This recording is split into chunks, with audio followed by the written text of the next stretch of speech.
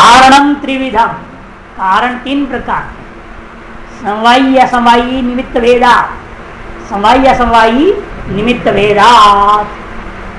कारण तीन प्रकार के हैं। पहले का नाम समवायी कारण, दूसरे का असमवायी कारण, तीसरे का निमित्त कारण।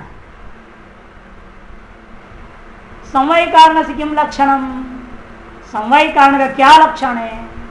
यत् समेतम कार्यमुत्पद्यते तत् समवायी कारण यथा तंतो पटस्य स्वगत रूपादेः। यत् समेतम ने यस्मिन् समेतम, जिस समय समवाय संबंध से कोई कार्य उत्पन्न होता हो उसको, जिसमें पैदा हुआ है उसको समवाय कारण कहते हैं। जैसा पट के प्रति तंतु, पटवः पटस्य तंतवः, क्यों? तंतुओं में समवाय संबंध से पट रूपा कार्य पैदा होता है। नैयायिकों का नियम है अवयवों में ही अवयवी समवाय संबंध से उत्पन्न होते, अवयवी में अवयव पैदा नहीं होते हैं, अवयवों में अवयवी पैदा होता है। शरीर पहला कि हाथ पैर आदि पहले? हाथ पैर आदि होने से शरीर नाम पड़ा, नहीं तो क्या बोलते हैं? मांस पिंड है, शरीर नहीं बोलेंगे उसको। 3 महीने 4 महीने बच्चा गिर जाता, क्या होता है? मांस पिंड गिर जाता है, मांस पिंड खत्म हो गया, उसको बच्चा नहीं कहेंगे। और 5-6 महीने जाए थोड़ा एक खोपड़ी का हिस्सा अलग हो जाए, 2 मांस पिंड हो जाते, थोड़ा बड़ा से नहीं चलता, खोपड़ी और शरीर। फिर इसे हाथ निकलेगा, पैर निकलेगा, कान निकलेगा, आंख निकलेगा, सब होने लगेंगे। 7वें-8वें महीने में तैयार हो गया माल, तब कहेंगे हाँ शरीर पर तैयार हो गया।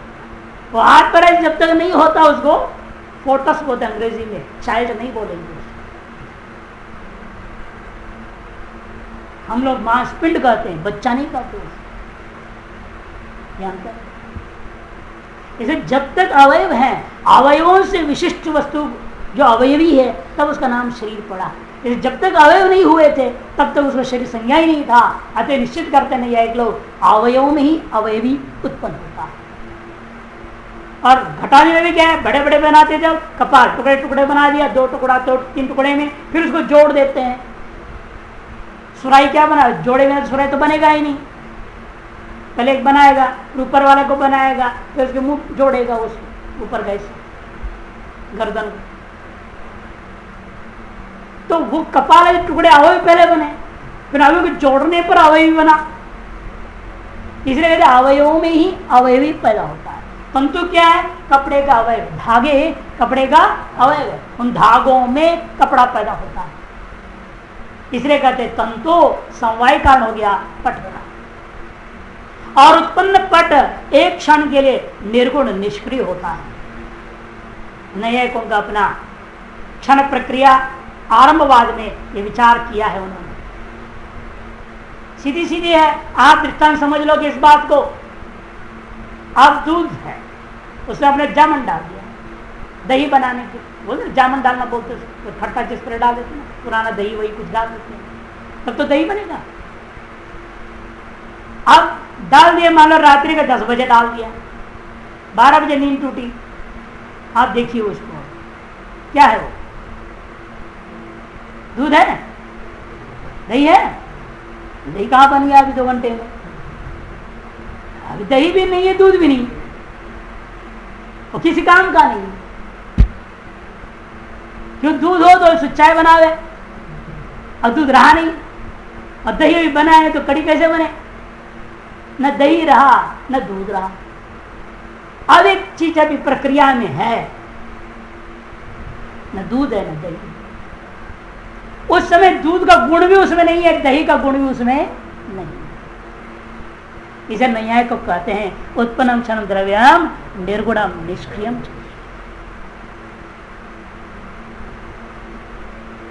दही बन जाए तो दही का गुण उसमें माना जाएगा। जब तक जामन नहीं डाले थे तो दूध का गुण उसमें थे। अब आप तो कह रहे दही तो बन रहा है, हिट को दही बन रहा है, बना नहीं। दही बन रहा है ना, दही संज्ञा तो हमने दे दिया उसको, लेकिन दही का गुण अभी उसमें नहीं है, इसे दही का कार्य नहीं कर सकते आप। कार्य करने जो तो फट जाएगा, तो बेकार हो जाएगा, उल्टा से काम हो जाएगा। खराब हो जाएगा ना वो। नाम तो जरूरत नहीं है। यह चावल है, मान लीजिए चावल आपने धोया, पानी में डाल दिया और पकड़ा है, बीच में खोल के देखते हो नहीं पका नहीं है। अब क्या है फिर वो? चावल है वो, भात है वो? न चावल है न भात, आधा पका हुआ है। न चावल का गुण रह गया उसे, न भात का गुण रह गया।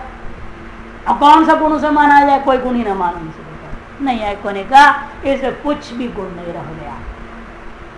लेकिन भात पक रहा है, कार्य का नाम ले रहे हो लेकिन गुण उसमें नहीं। अति पर पट पैदा हो गया तंतु में, रूप नहीं।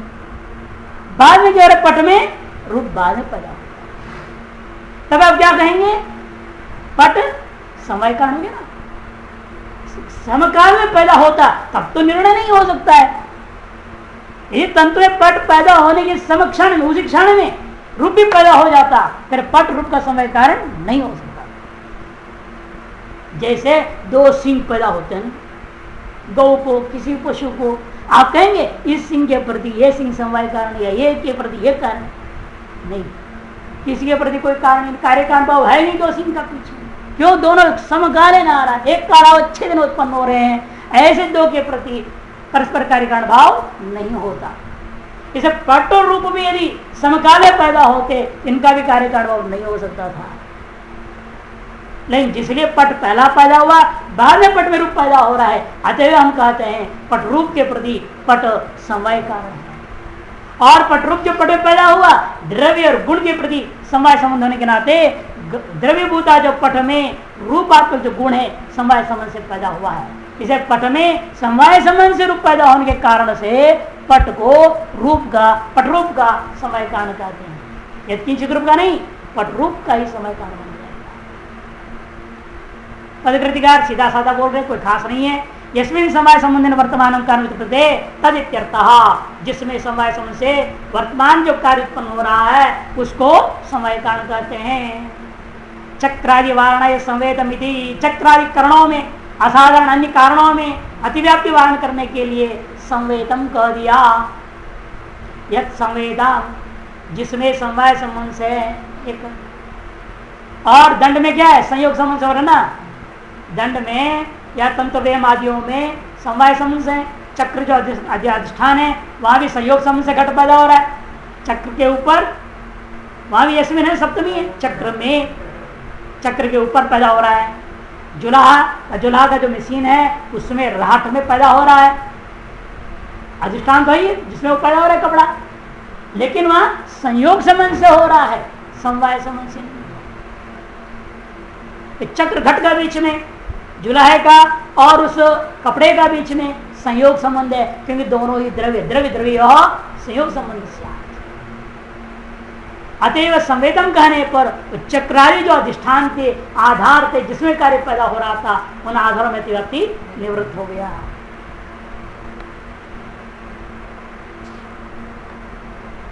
असमवाय कारण से किम लक्षणम, असमवाय कारण का क्या लक्षण है? कार्येण कारणेन वा सहायक अर्थे संवेदन कारणम असमवाय कारणम यथा तंतु संयोग पट से तंतु रूपम पट रूपस्य। कार्येण सहायक अर्थे दो लक्षण है यहाँ, वाक कहते ना बीच में, दो लक्षण समझना। कार्येण सह एक अर्थे संवेदन कारणम असमवाय कारणम, और कारणेन सह एक संवेदन कारणम असमवाय कारण। कार्येण का दृष्टांत है तंतु संयोग पटस्य, क्योंकि पट के प्रति तंतु संयोग असमवाय कारण बन जाती है। पट के प्रति तंतु असमवाय कारण है। क्यों? पट कहाँ रहता है?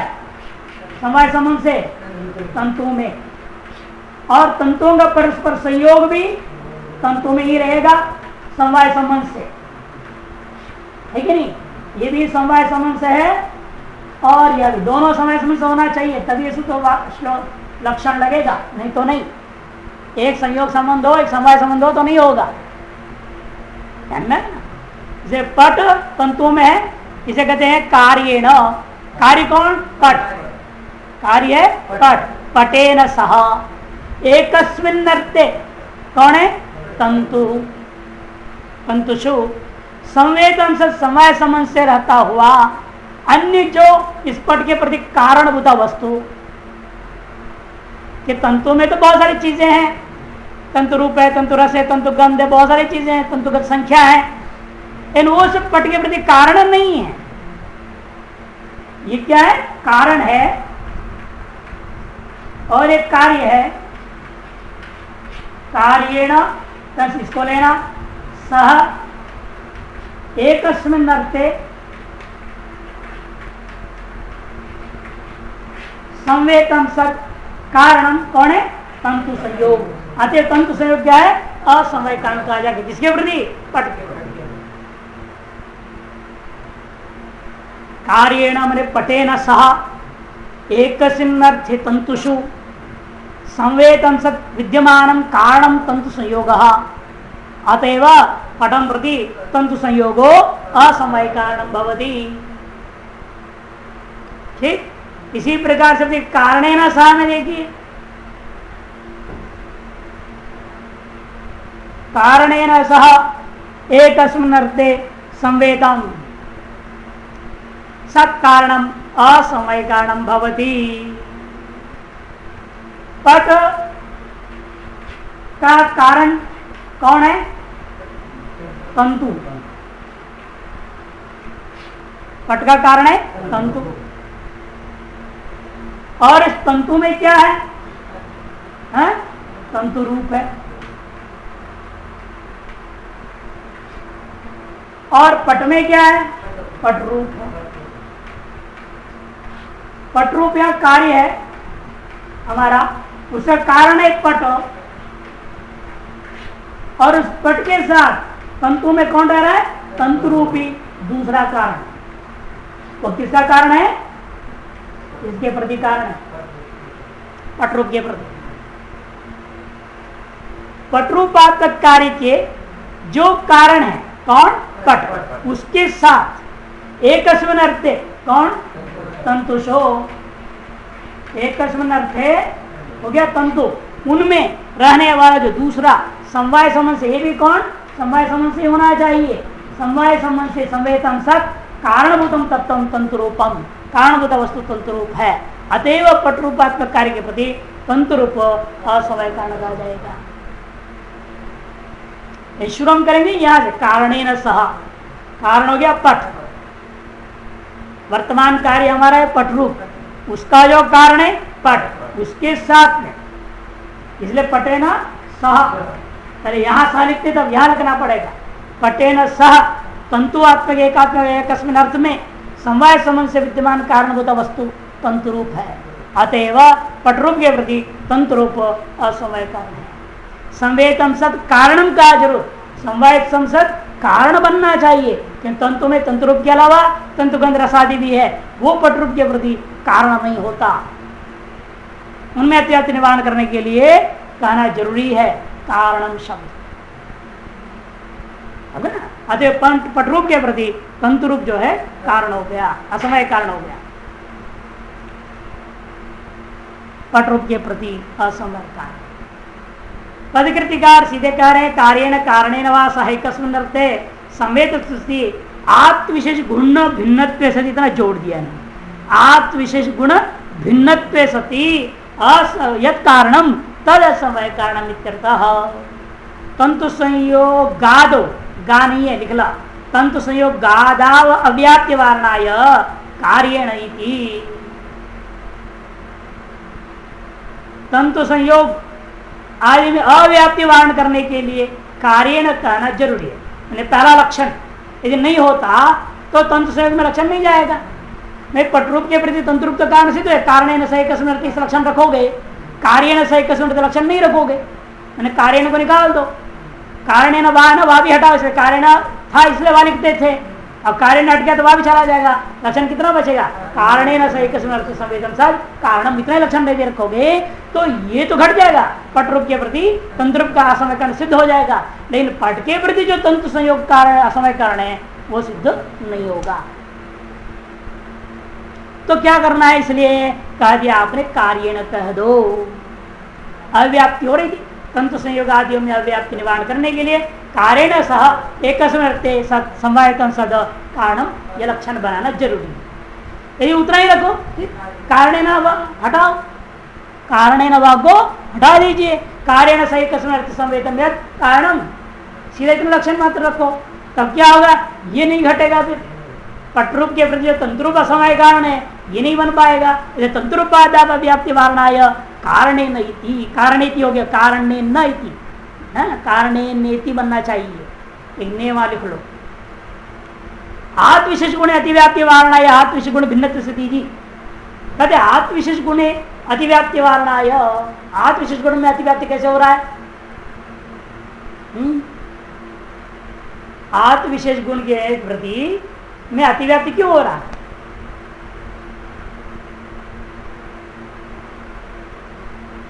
आत्म विशेष गुणों में अतिव्याप्ति वारण करने के लिए ये विशेषण देने की क्या जरूरत पड़ी? कहते हैं उसमें आत्म विशेष गुण भिन्नत्व कहना जरूरी है।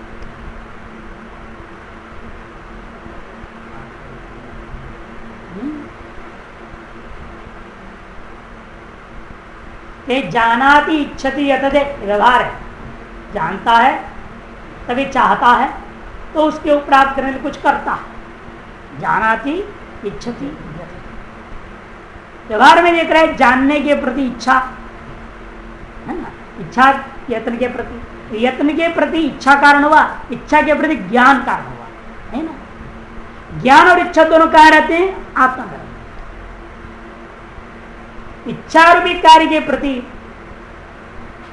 एक आत्मनि सबसे विद्यमान है ज्ञान, वह इच्छा के प्रति ज्ञान असमवाय कारण हो जाएगा। ये गड़बड़ है। आत्मा का विशेष गुण किसी के प्रति भी असमवाय कारण नहीं होता और इच्छा के प्रति असमवाय कारण बन जाएगा। जैसे पट भी तंतु में, तुम सहयोग भी तंतु में, इसे यहाँ ज्ञान भी कहाँ आत्मा में है, इच्छा भी आत्मा में। ज्ञानाति इच्छा के आधार पर क्या हो गया? ज्ञान और इच्छा दोनों आत्मा में रहने के कारण से इच्छा के प्रति ज्ञान असमवाय कारण हो जाएगा, आत्मा समवाय कारण हो जाएगा। आत्मा का समवाय कारण मानने में कोई दोष नहीं है, किंतु ज्ञान को असमवाय कारण मानने में कई जगह दोष आता है। इसे नैयायिकों ने सामान्य नियम बना लिया है, आत्मा का जो विशेष गुण है वह तो किसी के प्रति भी असमवाय कारण नहीं हो सकता, किंतु ज्ञान इच्छा में क्या माना? साधारण कारण। ईश्वर का ज्ञान, ईश्वर का इच्छा, ईश्वर का प्रयत्न साधारण कारण कोटि में लिया है, अतएव असमय कारण वो हो नहीं सकता, आसान कारण कोटि में नहीं आ सकता है। कि समवाय कारण, असमय कारण, निमित्त कारण, ये तीनों ही क्या है? असाधारण कारण। साधारण कारणों का वर्णन नहीं हो रहा है, असाधारण कारणों का वर्णन। और ज्ञान इच्छा प्रयत्न ईश्वर का जब साधारण कारण हो गया तो जीव का कैसे असाधारण कारण में आ जाएगा? सवाल नहीं उठता है। अतएव ये असमय कारण नहीं होना चाहिए, आसान कारण नहीं होना चाहिए। ज्ञान लक्षण जा रहा है कार्येन सह एकस्मिन् अर्थे, कार्येण माने इच्छा, उसके सह एकस्मिन् अर्थे आत्मनि संवेदम सद कारणम ज्ञानम भवति, ज्ञान में अतिव्याप्ति हो गया। और ज्ञान क्या है? आत्मा का विशेष गुण, उसमें अतिव्याप्ति वारण करने के लिए आपको क्या कहना पड़ा? आत्म विशेष गुण भिन्नत्वे सति विशेष वारणाय कारणमिति। कारण शब्द मत दो, कारण शब्द मत दीजिए, तब क्या होगा? विशेष में अतिव्याप्ति हो जाएगा। विशेष नामक पदार्थ है, सभी का व्यावर्तक, इतर व्यावर्तका विशेषा, इतर व्यावर्तका विशेषा, सबका व्यावर्तक है। परस्पर कार्य कारण का भी व्यावर्तक है, वो भी कहाँ रहता है? उस कार्य में रहेगा ना भैया। तंतुओं में पट पैदा हुआ, तंतुओं में समवाय समझ से रहता है पट, उन्हीं तंतु में विशेष नामक पदार्थ भी रहता है जो तंतु और पट को अलग कर रहा है।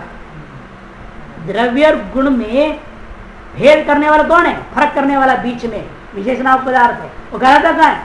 द्रव्य में रहता है, परमाणु में रहता है वो। अब परमाणु भी क्या है? कारण है, समय कारण। परमाणु द्वय संयोग असमय कारण है, जुड़ के रूपी कार्य के प्रति। और उसी परमाणु में विशेष भी रहता है।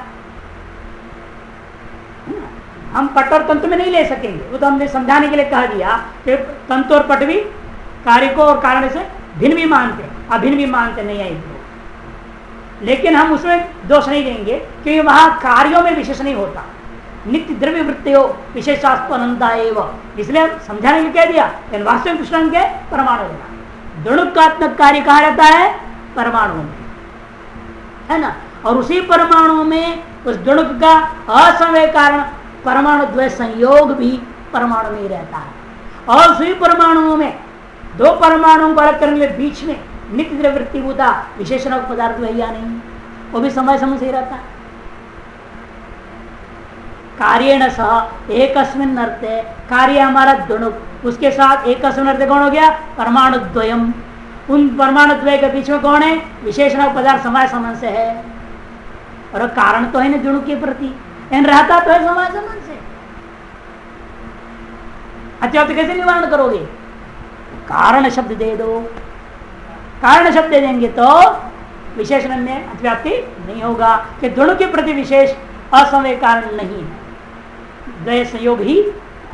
और इन दृष्टांतों में लोग पटादियों में मैंने कैसे बता दिया था, जो तंतुगत गंध है, तंतुगत संख्या है, वो भी समय समय से रह रहे हैं, वो पट के प्रति कारण नहीं है, इसलिए उनमें अतिव्याप्ति निवारण करने के लिए वहां कारण शब्द घटा देना। जब परमाणु में जाओगे तो विशेष वारणा कारणमिति, और स्थूल कार्यों में लोगे तो कारणगत जो तंतु आदि जो समय कारणगत अन्य जो गुण है, अन्य जो गुण है उनमें अतिव्याप्ति वारण करने के लिए हमें कारण शब्द नहीं चाहिए, ये समझ जाना। विशेष वारणाय कारणमिति तदुभय भिन्नम कारणम निमित्त कारणम, निमित्त कारण से किम लक्षण, निमित्त कारण का क्या लक्षण है, तदुभय भिन्नम कारणम निमित्त कारणम यथा पृथ्वीमादिकम पटस्य, तदुभय भिन्न मैंने समवाय और असमय से भिन्न जितने भी कारण समुदाय है वो सारे कारणों को निमित्त कारण समझेगा। वो एक नहीं अनेकों है। एक कपड़ा बनाने के लिए धागा और धागा संयोग से काम थोड़ा हो जाए, केवल नहीं होता, बहुत सारी चीज चाहिए।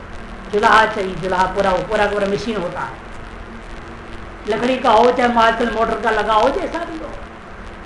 फिर उसमें एक तुरी होता है, एक वेम होता है, मछली का आकार एक लकड़ी होता है, इधर कट कट कट कर होता नहीं, पकड़ के खींचता है ना लकड़ी को, वो तुरी करते हैं, और इधर जो बांधता है वो वेम का है। ये भी जरूरी है, इनके बिना आतान वितान होगा ही नहीं। आतान वितान कैसे करो, ये आतान वितान के मुख्य कारण बनते हैं। इसे तुरी वेमादिकम, तुरी है, वेम है, वो मशीन है, वो सारी चीज है, यंत्र। ये सब क्या है, कहते हैं पट के प्रति निमित्त कारण। और सारा धागे में पड़ा रहेगा तो गांठ पड़ जाएगा, तो धागे का गोला बना के ऊपर टांगना पड़ता है, वहीं से आएगा ना धागा, वो गोला भी निमित्त कारण। जो धागा ढेर लगा तो क्या हो जाएगा, वहां से आएगा एक बार दो बार गांठ पड़ जाएंगे, वो हो गए नहीं। हमेशा नियम होता है, कोई भी चीज है वो सम्यक गोला में हो तभी निस्सारण उससे सम्यक प्रकार से। इस तरह से अनेकों कारण है, वो सारे चीजों को निमित्त कारण कोटि में ले लेना। पदकृतिका तदुभय भिन्नम कारण निमित्त कारणमिति समवाय असमवाय कारण वारणाय तदुभय भिन्नमिति, इतना ही कह दो। तदुभय भिन्नम क्यों कहा आपने, कारणम इतना लक्षण कर दिए, कारणम इतना लक्षण करेंगे तो समवाय कारण और असमवाय कारण अतिव्याप्ति होगा। इसे तदुभय भिन्नम कहना, विशेषादावधि व्याप्ति वारण कारण पूर्वक विशेषादियों में अतिव्याप्ति निवारण करने के लिए कारणम शब्द दो। कर्ण से निष्कृष्ट लक्षण किम, पहले कहा दिया था असाधारण कारणम कर्ण, वही असाधारण कारण पुनः तीन प्रकार का बताया, समवाय असमवाय निमित्त। इन तीनों में से कौन है कर्ण, कौन है कर्ण, ये आसान कारण है तीनों के तीनों। इन तीनों आसान कारणों में से किसको कर्ण माना जाए, इसे निष्कृष्ट लक्षण करना है। तदेत त्रिविध कारण मध्य यद असाधारण कारणम तदेव कारणम इत्यर्थः, वह यह जो त्रिविध कारणों के बीच में जो असाधारण कारण होता है उसी को कर्ण समझना। ये हमेशा निमित्त कारणों में से एक होगा, निमित्त कारणों में से एक होगा। कि समय कारण नहीं हो सकता, असमय कारण भी नहीं। जैसे आप घट में देख लीजिए, घट क्या समय कारण कौन है? मृतिका, कपाल। असमय कारण कपाल द्वय संयोग। कारण कौन है? दंड।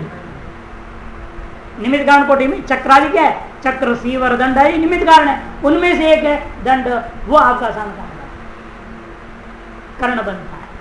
उसी प्रकार यहां पर भी समझिएगा कि जो तुरी वेम आदि में कौन है? आपका वेम को कहते हैं कर्ण। वेम मुख्य है, धागे तो वहां से बंधा हुआ है, तुरी वेम खींचते रहेगा तो कोई फायदा नहीं। जब तक इधर से उधर भागता है ना, ऊपर नीचे आर पार करते रहता है, घूमते रहता है, जब तो वो ना घूमेगा तो कपड़ा बनेगा ही नहीं। इसलिए अत्यंत आसान कारण कौन है? वहां वेम ही होता है, वही कर्ण बन गया पट के प्रति, ऐसा वर्णन करते हैं। यस्मात् यहां बहुत ही अशुद्ध लिखा है पदकृति में, यस्मा है ना, तो है ही नहीं।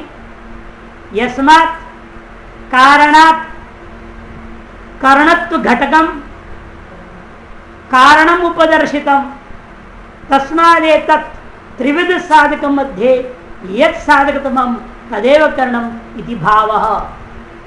काव्य शुद्धि है ना, यस्मात् का तकार नहीं है